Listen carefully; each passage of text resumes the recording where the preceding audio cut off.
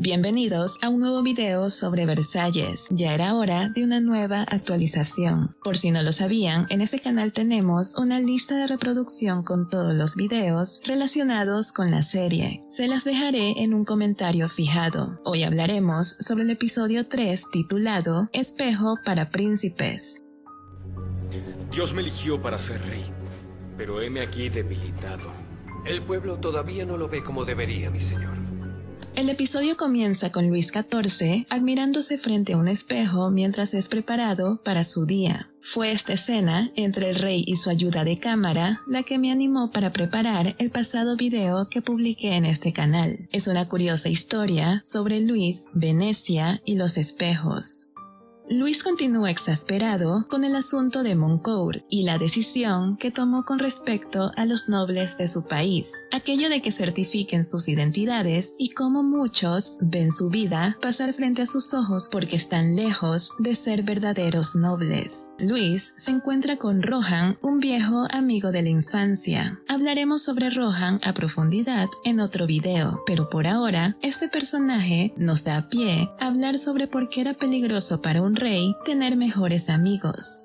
Cuando posees poder de cualquier tipo, es una tarea difícil asegurar quién te muestra aprecio de manera genuina y quién desea utilizarte para alcanzar sus objetivos. Y para Luis XIV, las reglas del juego eran las mismas. Se dice que el Rey Sol tenía un puñado de personas a las que se pueden considerar sus amigos. A la gran mayoría de ellos los conocía desde que era un niño. Y por nombrar un par, tenemos al mariscal de Villeroy, compañero de juegos del rey cuando era pequeño y a quien le dio una gran cantidad de oportunidades para que destacara en el campo de batalla. Pero al parecer, el hombre no tenía talento en el tema. Pero eso no detuvo a Luis para seguir buscando un lugar donde ubicarlo en su corte. Villeroy se convirtió en tutor del niño rey Luis XV, tal y como lo fue su padre con Luis XIV cuando era un infante. Otro hombre al que podemos considerar amigo del Rey Sol fue su tocayo Luis de Lorena, el hermano del caballero de Lorena. Luis de Lorena ocupó un puesto en la corte, uno de los más altos disponibles. La amistad de ambos duró toda la vida. Volviendo a la serie, vemos a Moncourt refugiándose en el castillo del duque de Cassel, un noble rico e independiente, el cual al parecer tiene gente que lo respalda y promulga con sus ideas, las cuales van en contra de Luis XIV. El duque de Cassel es el tipo de personalidad influyente que Luis necesita dentro de su jaula de oro, y es que, si Luis aprendió algo de la Fronda, fue que a los nobles no se les puede dar demasiado poder ni tiempo libre. El Palacio de Versalles es la representación física del famoso dicho: mantén a tus amigos cerca y a tus enemigos aún más cerca.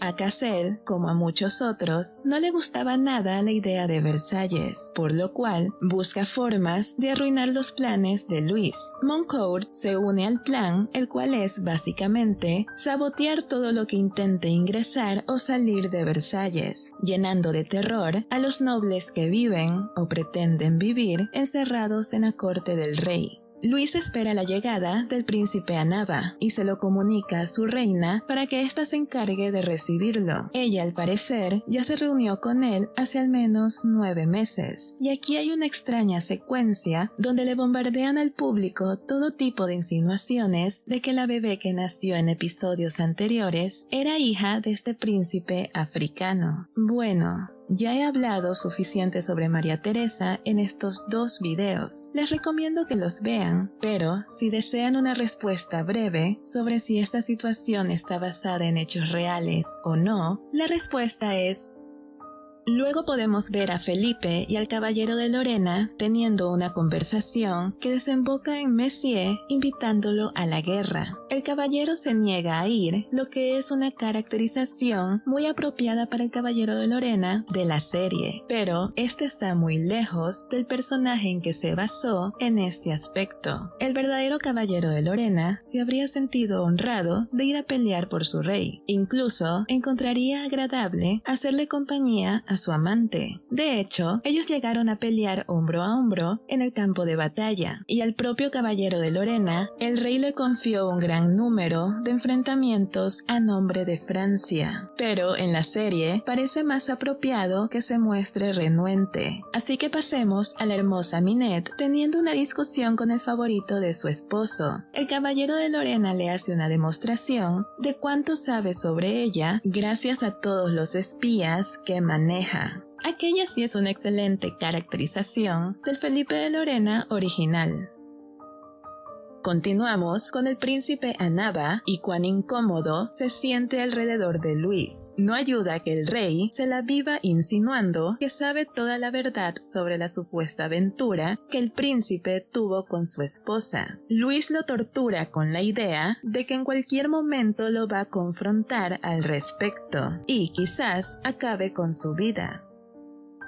Bueno, es hora de hablar del recuerdo perturbador que tiene Luis cuando está en su habitación. Un pequeño Luis de 15 años es visitado en sus aposentos por una mujer bastante mayor y poco agraciada, que tiene la misión de enseñarle al futuro rey lo que un hombre debe hacer en la cama con una mujer. La reina madre, Ana de Austria, y el cardenal Mazarino consideraron adecuado instruir a Luis desde ya en ese aspecto. Se sabe que Luis XIII carecía de interés y educación con respecto a ese tema, y Ana de Austria fue la principal afectada. Está de más decir que tuvo éxito en su misión. Luego vemos a Luis aprobando la partida de su hermano a la guerra. Al fin se le cumple el sueño a Felipe, y como recompensa, Messier le da la bendición a su hermano para que vaya en los brazos de Minette. Dejando de lado el asunto de su hermano, Luis a la mañana siguiente invita al príncipe Annaba a un paseo. En el trayecto le hace presenciar a su invitado cómo acaba con la vida de un vagabundo que vive en el bosque. Este solía ser un noble que luchó contra la familia real en la rebelión, más conocida como la Fronda. Luis desea que el príncipe tenga por seguro que él no perdona una ofensa como la que aparentemente cometió al acostarse con la reina y dejarla embarazada, debilitando de esta manera la posición ventajosa en la que se encuentra el futuro rey de África en las negociaciones. Por otro lado, vemos a la banda de ladrones del duque Cassel atacando a unos invitados muy importantes que Luis espera en Versalles. Entre los asesinados se encuentra la ahijada del rey. Todo esto no habría pasado si tan solo esta señora no hubiese mencionado que reconoció la voz de uno de los ladrones.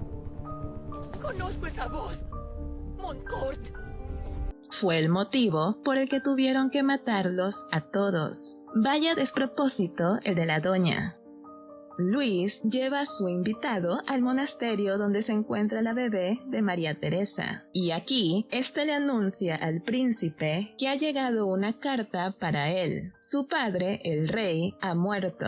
Luis le comunica que sus enemigos irán a atacarlo y que la mejor opción para el nuevo rey de África es hacer negocios con Francia, dejando de lado sus otras ofertas. La bebé es la muestra viviente de que el monarca francés es piadoso con la pequeña y su madre al dejarlas vivir. El príncipe Annaba finalmente firma un acuerdo con Francia y Luis. Tras presenciar el genuino amor y respeto que se muestran los dos hermanos africanos, piensa en su propio hermano y las razones egoístas por las que lo mandó a la guerra. Finalmente, el ayuda de cámara del rey le comunica que ya llegó su nuevo espejo de cuerpo completo, mencionando que los venecianos se afanaron con el cristal para complacer a Luis, cosa que no es del todo cierto, y si desean enterarse de la historia completa, recuerden que les dejé un video al respecto en un comentario fijado.